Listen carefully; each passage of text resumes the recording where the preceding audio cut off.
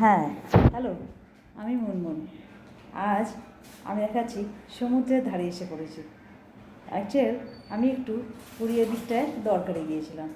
আমার পাশে আমার ছেলে দাঁড়িয়ে আছে আর আমার স্বামী ব্যাক ক্যামেরায়।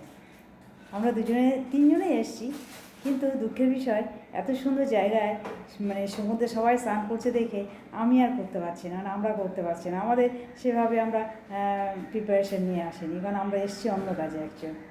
যাই হোক, কত সুন্দর দৃশ্য বলুন, দেখলে মনটা জুড়িয়ে যায়, মনে হয় যেন এখানেই সারাদিন দাঁড়িয়ে থাকি, এরকম একটা ভাব। আমি বহুবার পুরীতে গিয়েছি, এবার এর পরে আর যাইনি, এটাই আমার লাস্ট বার যাওয়া। তাও হয়ে গেল, বেশ কিছুদিন হলো আমি গেছি, আবার ভাবছি যাব। যতবার দেখি তাকে মন ভরিয়া, তবুও মন যেন ভরে না, কোথাও খালি থেকে যায়, ঘরে ফিরে আসে শূন্য হাতে, স্মৃতিটুকু বয়ে নিয়ে আসা। হ্যাঁ, আর ওই স্মৃতির পাতা থেকেই তুলে ধরা আজ আপনাদের সামনে, আর কিছুই না। ভালো লাগছে, কত বড় ঢেউ দেখুন, আস্তে আস্তে সব জল আমাদের পায়ের সামনে এসে দাঁড়িয়ে যাচ্ছে।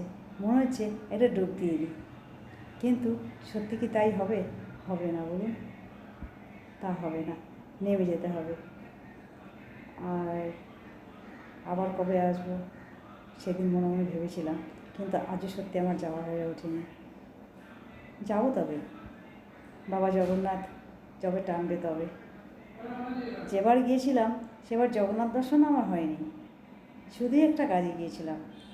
কাজটি করে আসার সময় সমুদ্রটা দর্শন করে আমরা বেরিয়ে পড়েছিলাম, ব্যাস এই পর্যন্ত। হয়ে গেল বেশ কিছুদিন। যত দেখি তত যেন মুগ্ধ হয়ে যায়। প্রকৃতির কি সৃষ্টি, কি অপরূপ সৃষ্টি। সমুদ্র সত্যি অনেক কিছু দেয় বোধহয় মানুষকে, খুশিটা আজ